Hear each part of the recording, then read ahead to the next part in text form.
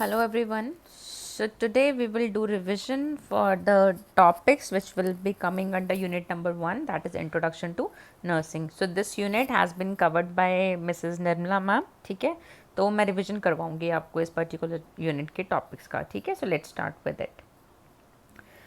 सबसे पहले आती है आपकी डेफिनेशन ऑफ नर्सिंग. ठीक है, so according to Virginia Henderson, ठीक है, नर्सिंग जो है उसे हम कैसे डिफाइन करते हैं. Nursing is defined as the unique function of the nurse is to assist the individual sick और well in the performance of those activities contributing to health or its recovery that he would perform unaided if he had the necessary strength, will or knowledge, and to do this in such a way as to help him gain independence as rapidly as possible. ठीक है, ये बहुत important line है इसमें.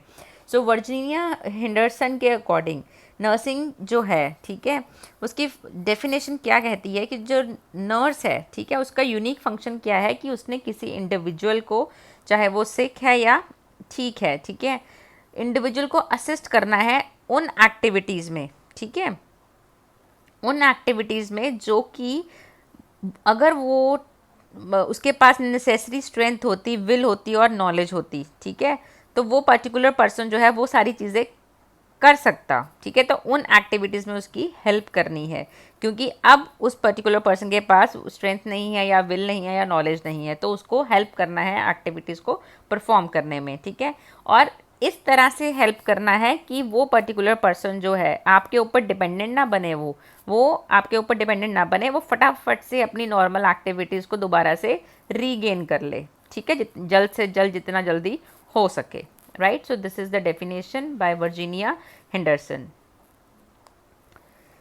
Then और भी बहुत सारी डेफिनेशंस आपने पढ़ी होंगी, पर ये जो है एक मेन डेफिनेशन है, तो आपने इसको अच्छे से याद कर लेना है. ठीक है, देन नर्सिंग के प्रिंसिपल्स. ठीक है, सो बेसिक जो नर्सिंग के प्रिंसिपल्स आते हैं वो हैं आपके सबसे पहले सेफ्टी किसकी, क्लाइंट की सेफ्टी. देन है थेराप्यूटिक इफेक्टिवनेस. थेराप्यूटिक इफेक्टिवनेस का मतलब है कि ऐसी पेशेंट को आपने केयर देनी है जिससे कि वो रिकवरी की ओर जाए. ठीक है, तो थेराप्यूटिक इफेक्टिवनेस जो है वो होनी चाहिए. देन है comfort is the another principle of nursing. ठीक है, देन यूज़ ऑफ रिसोर्सेज, कि जो भी आपके पास रिसोर्सेज अवेलेबल हैं उनसे ही आपने केयर जो है वो पेशेंट को बेस्ट से बेस्ट केयर जो है उन अवेलेबल रिसोर्सेज के साथ पेशेंट को प्रोवाइड करनी है.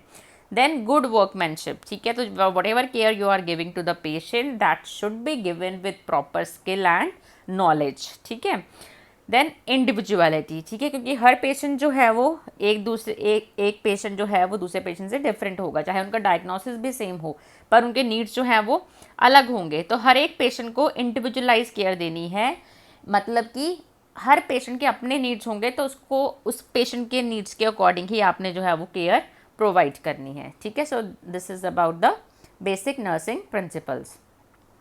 देन आता है कंसेप्ट ऑफ नर्सिंग. ठीक है, कंसेप्ट ऑफ नर्सिंग में आपकी बहुत सारी चीज़ें जो है वो इंक्लूड होती हैं, जैसे कि कुछ टास्क होते हैं नर्सिंग के. ठीक है, कि नर्सिंग जो है किस किस चीज़ पे फोकस करती है. So to promote the health. ठीक है, हेल्थ को प्रमोट करना is the task of nursing. Then to prevent the disease. Then to help ill person to healing. ठीक है, और टू हेल्प द पर्सन और to assist the person in healing. ठीक है, मतलब रिकवरी में उसकी हेल्प करनी है.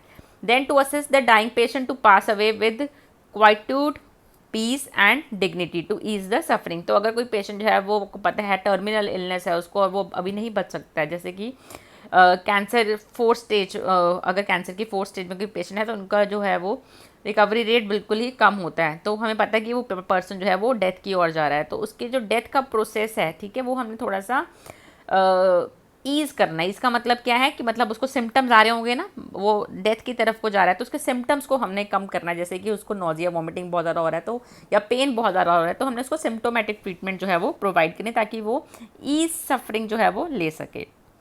Then the client is a holistic human being including suffering person and healthy person. ठीक है, तो होलिस्टिक केयर जो है वो पेशेंट को देनी है. होलिस्टिक का मतलब क्या है, उसके सारे जो एस्पेक्ट्स होंगे, स्पिरिचुअल एस्पेक्ट्स है, रिलीजियस एस्पेक्ट है, फिजिकल एस्पेक्ट्स है, साइकोलॉजिकल एस्पेक्ट्स हैं, सबको ध्यान में रखते हुए हमने पेशेंट को जो है वो केयर प्रोवाइड करनी है. Then है the working place is not only in the hospital but also in the family, community and the whole society.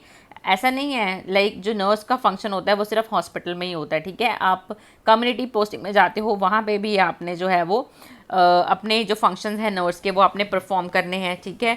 सो और एक बड़ी, आप बोल सकते हो बड़ी कम्युनिटी में हो, सोसाइटी के अंदर आपके डिफरेंट फंक्शंस हो जाते हैं बीइंग अ नर्स, ठीक है। और फैमिली के अंदर भी आपके जो है वो डिफरेंट फंक्शंस हो जाते हैं, ठीक है।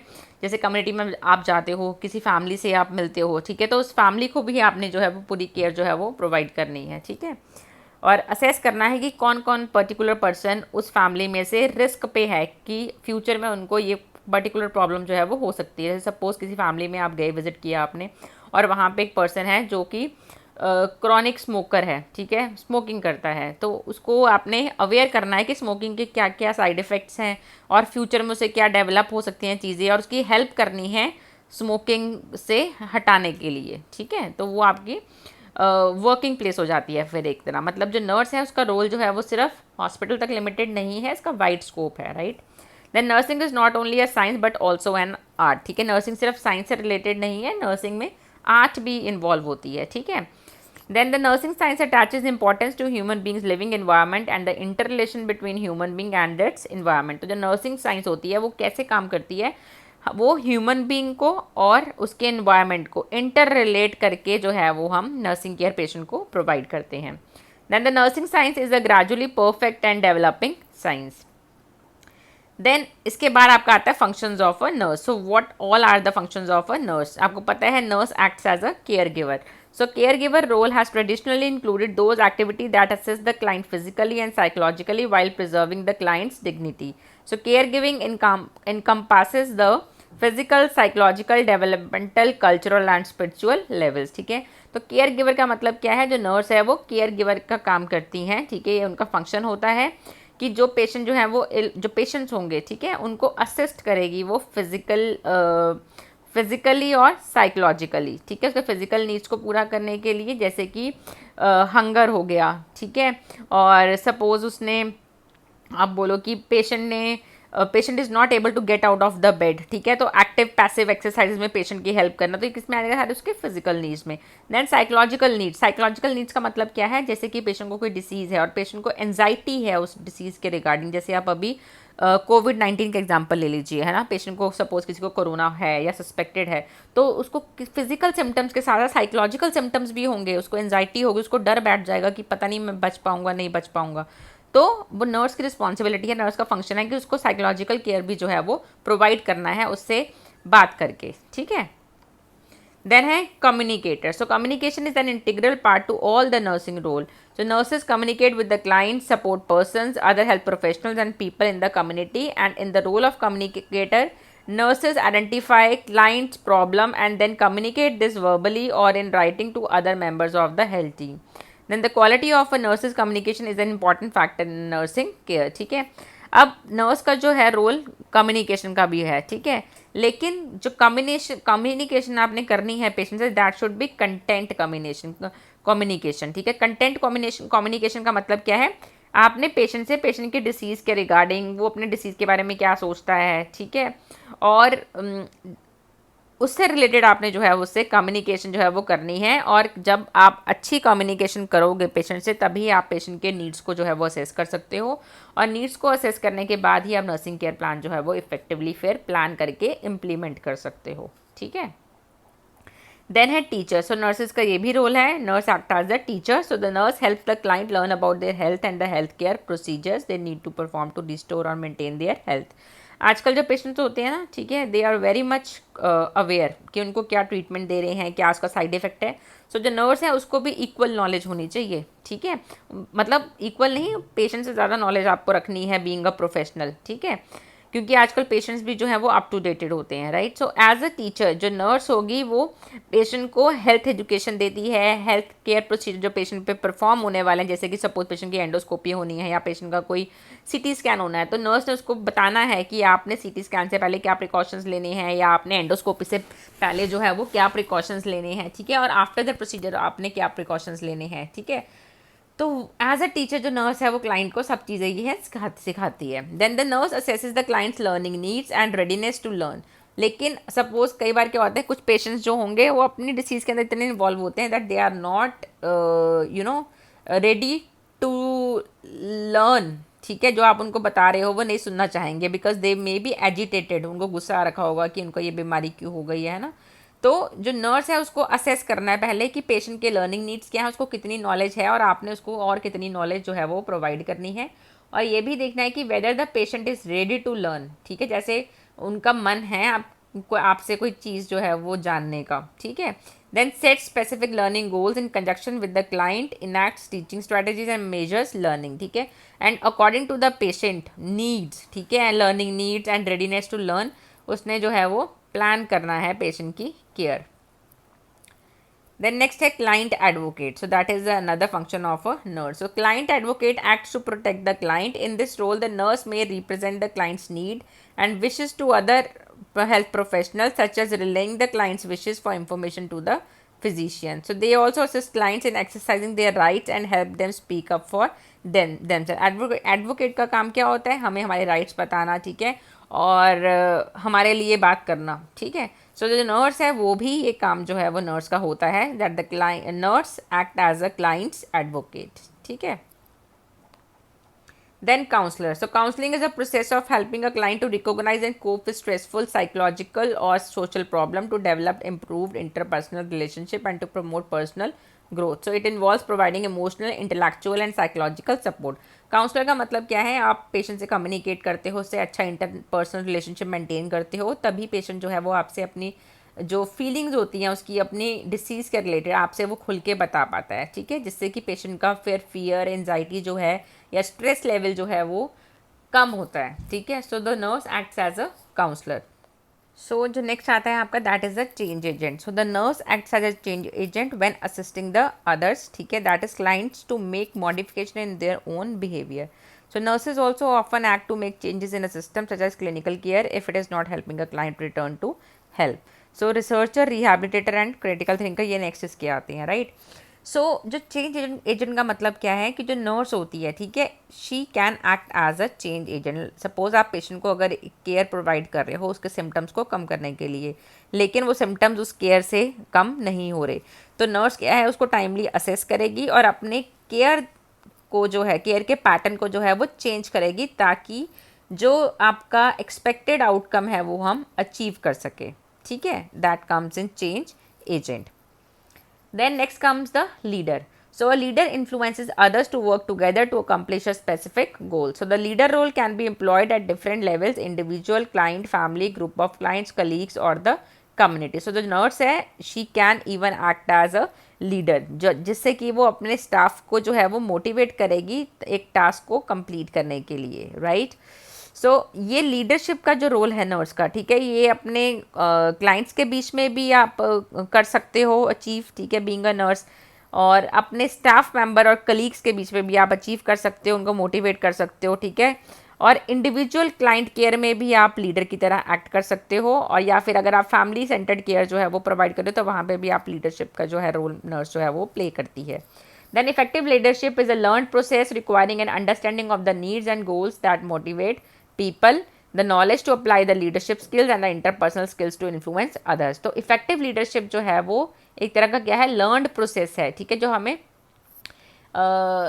आप बोल सकते हो कि हमें प्रैक्टिस करने से ही आ सकती है इफेक्टिव लीडरशिप करनी, ठीक है.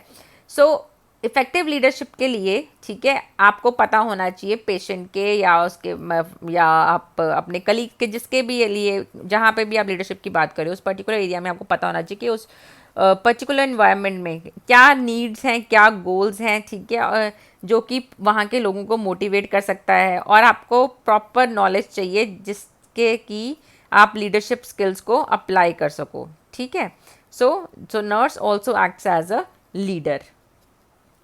Then manager. नेक्स्ट रोल क्या है नर्स का, फंक्शन क्या है, manager. So the nurse manages the nursing care of individual, families and the community. सो अगर हॉस्पिटल में है, इंडिविजुअल केयर दे रही है तो इंडिविजुअल केयर आ जाएगा, तो वहाँ पे भी नर्स मैनेज कर रही है नर्सिंग केयर को. देन फैमिली सेंटर्ड केयर दे रही है तो वहाँ पे भी मैनेजर का रोल प्ले करेगी. देन कम्युनिटी में अगर आप जा रहे हो तो कम्युनिटी में भी अगर आप केयर प्रोवाइड कर रहे हो तो आप मैनेज करोगे, ठीक है, कि कम्युनिटी में केयर जो है वो कैसे प्रोवाइड करनी है. So the nurse manager also delegates nursing activities to ancillary workers and other nurses and supervisors and evaluates their performance. So by the time जब आपके पास एक्सपीरियंस हो जाता है, ठीक है, तो आपके नीचे जो नर्सेज होंगी, आपके जूनियर्स जो होंगे, ठीक है, आप उनको असेस करोगे कि वो कितनी एफिशिएंट है अपने काम करने के लिए, और उनकी एफिशिएंसी के अकॉर्डिंग आप उनको टास्क देंगे कोई कंप्लीट करने के लिए, और वो अपना टास्क कैसे कंप्लीट कर रहे हैं उसको आप सुपरवाइज करोगे. तो आप अल्टीमेटली कौन सा रोल प्ले कर रहे हो? नर्स एज अ मैनेजर का. Then आ गया next role, case manager. So the nurse case managers work with the multi health care team to measure the effectiveness of the case management plan and to monitor the outcomes. Case manager का मतलब है आपने एक particular तरह का जो है वो पेशेंट ले लिया है एक पर्टिकुलर डिसीज का, जैसे कि आप केयर प्रोवाइड कर रहे हो कैंसर पेशेंट को जो कि स्टेज 3 में है, ठीक है, स्टेज 3 के अंदर है. तो स्टेज 3 के अंदर आपने अपनी टीम जो है बना ली, ठीक है, नर्सिंग केयर जो प्रोवाइड करेगी, और वो नर्सिंग केयर टीम जो है, ठीक है, वो किस तरीके से केयर जो है वो प्रोवाइड कर रही है कैंसर वाले पेशेंट को जो कि स्टेज 3 में है, ठीक है, और उस केयर से पेशेंट क्या आउटकम क्या आ रहा है, ठीक है, क्या वो हमारे गोल से मैच कर रहा है या नहीं कर रहा है. तो अगर ऐसा हम रोल प्ले कर रहे हैं तो उस केस में जो नर्स होती है वो कैसे एक्ट करती है? As a case manager. Case manager का मतलब क्या है? एक पर्टिकुलर तरह का आपने केस ले लिया है, जैसे आपको एग्जांपल दिया, पेशेंट जो है वो कैंसर वाला है और स्टेज 3 में है, ठीक है, और उसको असेस करेगी उसकी केयर को और उसके केयर के बाद के आउटकम्स को. देन आगे आपका qualities of a nurse. Nurse की क्या क्या क्वालिटीज होनी चाहिए, ठीक है. सो केयरिंग नेचर होना चाहिए नर्स का. So nurses deal with the sick and injured and their families on a daily basis and must be able to show the truly care about the situation, ठीक है, true, ठीक है, show that they truly care about the situation. So caring nature होना चाहिए nurse का. जो nurse है उसके मन में जो है वो सिक और इंजर्ड के लिए एम्पैथी होनी चाहिए, सिंपैथी नहीं होनी चाहिए. सिंपैथी नहीं होनी चाहिए हमेशा नर्स के अंदर, एम्पैथेटिक बिहेवियर होना चाहिए, ठीक है, और उनकी फैमिलीज के लिए भी, ठीक है. सो नर्स जो है, nurse should have a caring nature. Then empathetic attitude होना चाहिए. So nurses must be able to put themselves in their patient shoe to provide the quality care needed. Sympathy का मतलब क्या होता है? हमें किसी से पे दया आती है, तो सिंपैथी नहीं होनी चाहिए. अगर हमें किसी पे दया आएगी तो हम पेशेंट को केयर नहीं दे पाएंगे, हम तरस ही खाएंगे उस पर सिर्फ, ठीक है, तो हम उतने एक्टिवली बिहेव नहीं कर पाएंगे. तो जो नर्स है वो एम्पैथेटिक होनी चाहिए. एम्पैथेटिक का मतलब है कि आपने किसी पेशेंट को देखा, आपने पेशेंट की जगह पे फिर खुद को रख के सोचना है कि अगर मैं पेशेंट की जगह पे होती और मुझे ये बीमारी होती तो मैं, मेरे नीड्स क्या होते, ठीक है, मेरी ज़रूरतें क्या होती. अगर आप एम्पैथेटिक बिहेवियर रखोगे तभी आप असेस कर सकते हो कि पेशेंट की क्या ज़रूरतें हैं फिर, ठीक है, जब आप अपने आप को पेशेंट की जगह पे रख के सोचोगे. So that is the quality of nurse. Then detail oriented. So the nurse must remember to make entries on patient's chart and to bring medication at the correct time. ठीक है, तो जो नर्स हो, ठीक है, उसकी क्या क्वालिटी होनी चाहिए कि जो भी पेशेंट के चार्ट्स हैं प्रॉपर डॉक्यूमेंटेशन होनी चाहिए, और मेडिकेशन जो पेशेंट को आप दे रहे हो, ट्रीटमेंट दे रहे हो, जो केयर दे रहे हो, वो हमेशा करेक्ट टाइम पे देनी है. देन जो नर्स है, she should be emotionally stable. So nurses feel the joy of seeing a new baby born as well as the pain of losing a long term patient. ठीक है, so emotionally stability is crucial to deal with the wide range of emotion nurse must endure. Emotional stability होनी चाहिए. जैसे suppose कोई new born baby देखा है ना deliver होते हुए, तो उसको देख के ज़्यादा ओवर एक्साइटेड नहीं हो जाना है, ठीक है. देन पेन, अगर सपोज आप किसी पेशेंट की बहुत लंबे समय से केयर कर रहे थे बट उसकी फिर डेथ हो गई, तो उसके साथ आपको अपना इमोशनली स्टेबिलिटी नहीं खो देनी है, ठीक है. सो जो नर्स है उसको इमोशनली स्टेबल होना है, that should be the quality. Then adaptable होनी चाहिए नर्स, ठीक है. So people are unpredictable at the best of the time but become even more so under the stress. So a nurse's typical work day will require flexibility and adaptability, ठीक है. so जो nurse है वो adaptability उसके अंदर होनी चाहिए कि जैसे जैसे उसका एनवायरनमेंट चेंज हो रहा है, ठीक है, तो उसको भी उसके अकॉर्डिंग अडेप्ट होना है. फ्लेक्सिबिलिटी होनी चाहिए मतलब नर्स के अंदर. Then nurse should be hard working. इसको तो एक्सप्लेन करने की मेरे ख्याल से ज़रूरत नहीं है आपको. देन क्विक थिंकर होना चाहिए. क्विक थिंकर का मतलब है कि अगर पेशेंट को सपोज कोई कॉम्प्लिकेशन अराइज हुई है तो क्या उसके लिए आपने इंटरवेंशन देनी है, क्या आपने उस टाइम पे क्विक डिसीजन बनाना है, ठीक है.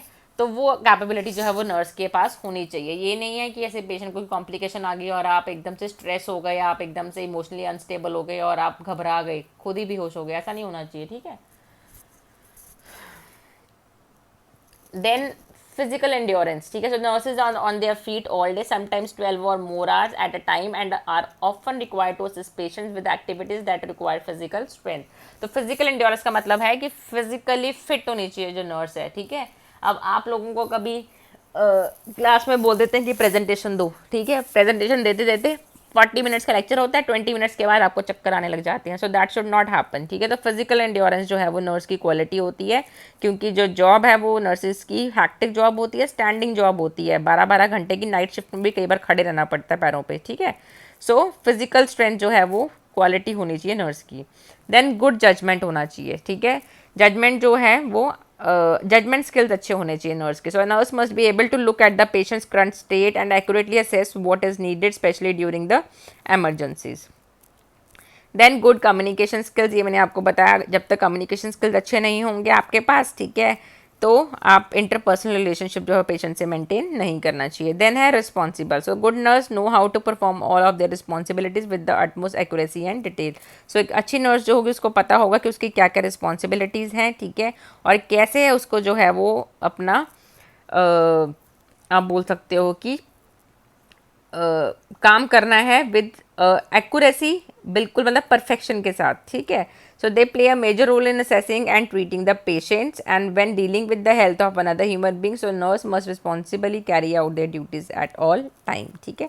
तो जो भी काम आप कर रहे हो, केयर दे रहे हो पेशेंट को, उसके लिए आप रिस्पॉन्सिबल हो, तो आपने परफेक्शन के साथ, एक्यूरेसी के साथ आपने अपना टास्क जो है वो कंप्लीट करना है.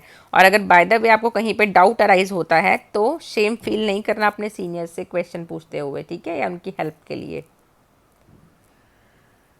So this is also like coming under the qualities of nurse only. We are here expanding the word nurse, ठीक है. N stands for nobility and knowledge, ठीक है, and U stands for usefulness or understanding. R stands for righteousness and responsibility. और इसमें आप R में add कर सकते हैं resourcefulness भी. resourcefulness का मतलब है कि जो आपके पास रिसोर्सेज अवेलेबल है उसी से आपने पेशेंट को है जो बेस्ट क्वालिटी की केयर जो है वो प्रोवाइड करनी है. Then S stands for simplicity and sympathy, ठीक है. सिंपैथी वर्ड सॉरी यहाँ पे नहीं आएगा, सिंपैथी आपने यहाँ से हटा देना है. So S stands for simplicity. So nurse should have simplicity, ठीक है. देन सुना होगा ना आपने सिंप्लिसिटी एंड हाई थिंकिंग, ठीक है, तो वो वाली चीज़ होनी चाहिए. Then E stands for efficiency and equanimity, ठीक है, मतलब जो केयर देनी है वो एफिशिएंटली देनी है और सभी पेशेंट को जो है वो इक्वल रख के सोचना है. उनके कलर, कास्ट, क्रीड को आपने जो है डिस्क्रिमिनेट नहीं करना है, ठीक है, भेदभाव नहीं करना पेशेंट में, सबको इक्वल केयर जो है वो प्रोवाइड करनी है, ठीक है. So this is all for today, ठीक है. Thank you so much for your attention, and rest of the topics we will discuss on the next video. Thank you so much for listening, and if you are having any doubts regarding this particular video and the topics that have been discussed in this particular PPT or video, you can ask me anytime, ठीक है. Thank you so much for your attention.